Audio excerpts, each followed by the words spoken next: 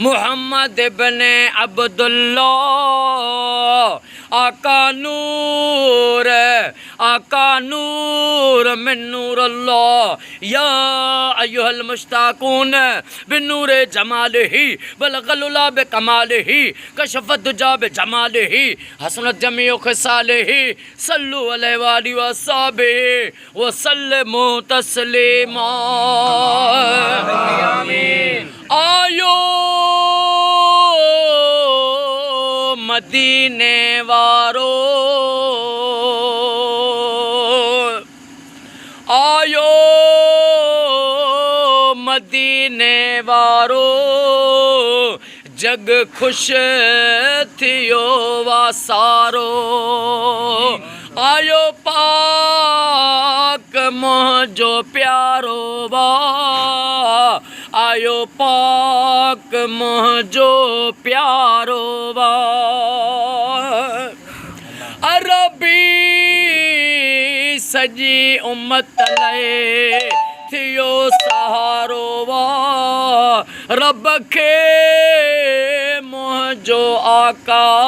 ॾाढो प्यारो वा ॿारहीं तारीख़ आई खुश थी अम्मा हलीमा दाई हयो नूर जो ही नारो वा आयो पाक मुंहिंजो प्यारो वा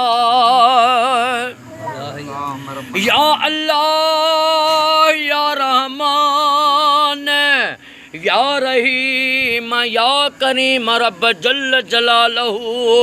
मौला जेके भी असां हिते सलवात पढ़ी से ऐं ॿी सलवात हिते मिली लख सलवात जो न जो गॾायोसीं न 2 लख दुरूद पाक जो सवाब ज़िक्र जो सवाब कुल शरीफ़नि जो सवाब दुरूदो किरोड़ी खिजरी जो सवाब दुरूदो ताज जो सवाब अॼो के महबूब जे दावत जो उर्स जो ख़ैर जो न्याज़ जो सवाब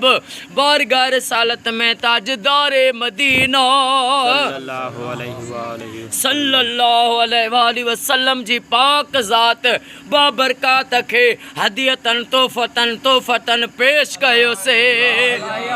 महबूब जे नूरी अतारो ॾाढो आदम ॾाढी हवा खां वठी इमाम ज़माना मौला महदी अलैहिस्सलाम ताईं कुल मोमिनीन वल मोमिनात खे पेश कयो से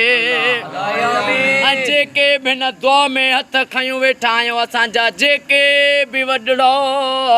हे फ़ानी दुनिया छॾे वया लॾे वया उन्हनि सभिनी जे रूहनि खे सलवात जो सवाब पेश कयो से शहीद ज़ुहैब ख़ान सुमरो साईं खे सलवात जो सवाब पेश कयो से मौला सभिनी खे प्यारे आका जो पाड़ो कचहरी ऐं ग़ुलामी नसीब फरमाए ओ मौला अॼो को साईं इलाही बख़्श उजण साईं जो ख़ैर पंहिंजी बारगाह में उहद जबल जेॾो लिखण कबूल फरमाए मिठे मोहम्मद मुस्तफ़ा जे सदके रबीअल जे सदके 12 रबीअल अवल जे सदके इमाम हसन हुसैन जे सदके इलाही बख़्श उजण साईं खे साईं जे पुटनि खे भाइरनि खे भाइटनि खे अमड़ियुनि न्याणियुनि खे क़यामत ताईं शादो आबाद फरमाए जेके भी हिन ॻोठ जा उजण जेका भी उजण बिरादरी हिन दुआ में वेठी आहे सभिनी नेकाणी उजण वारनि खे मिठे मोहम्मद मुस्तफ़ा जे सदके क़यामत ताईं शादो आबाद फरमाए सभिनी उजणनि जे रोज़गारनि में ज़ाहिरी ग़ैबी बरकतूं गंज अता फरमाए इलाही बख़्श साईं खे रोज़ीअ में ज़ाहिरी ऐं ग़ैबी गंज अता फरमाए ओ मौला ए करीम जंहिंजे लाइ साईं जंहिंजे लाइ दुआनि जे लाइ सोचनि था या जेके भी चवनि था असांजी हे दुआ घुरे ओ दिलनि जा मालिक नबी साईं जे सदके सभिनी जे दिलनि जूं जाइज़ तमन्नाऊं पूरियूं फरमाए मौला ए करीम बाबा मोहम्मद साले कोराई के मिठे मोहम्मद मुस्तफ़ा जे सदके सेहत ऐं वॾी हयाती अता फरमा। जेके बिन दुआ में सभई वेठा आहियूं, सभई दुआ जा हथ खयूं वेठा आहियूं, रब महबूब जे सदके अॼु असां सभिनी जो बेड़ो तार। महबूब जे बचड़नि जे सदके असां सब जो बेड़ो तार। जेके बीमार आहिनि उन्हनि खे शफ़ा अता फरमा। बे औलादनि खे औलाद अता फरमा। बेरोज़गारनि खे रोज़ी अता फरमा। महबूब जी सारी उम्मत के फिरके वारियत खां बचा। असांजे सिंध धरती वतन पाकिस्तान के पंहिंजे हिफ़्ज़ अमान अता फरमा। असांजे मुल्क जी पाक फ़ौज आर्मी ISI के हर मोड़ ते कामयाबी फ़तेह ऐं इज़्ज़त अता फरमा। इन्नल्लाह व मलाइकतहु युस्सलूना अलल नबी या अय्युहल्लज़ीना आमनू सल्लु अलैहि व सल्लिमू तस्लीमा।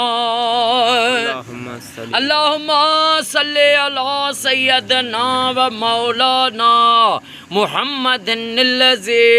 अव्वल नूरहु व आखिर ज़हूरहु व रहमतल लिल आलमीन वजूदहु ला इलाहा इल्लल्लाह मुहम्मदुर रसूलुल्लाह। नारे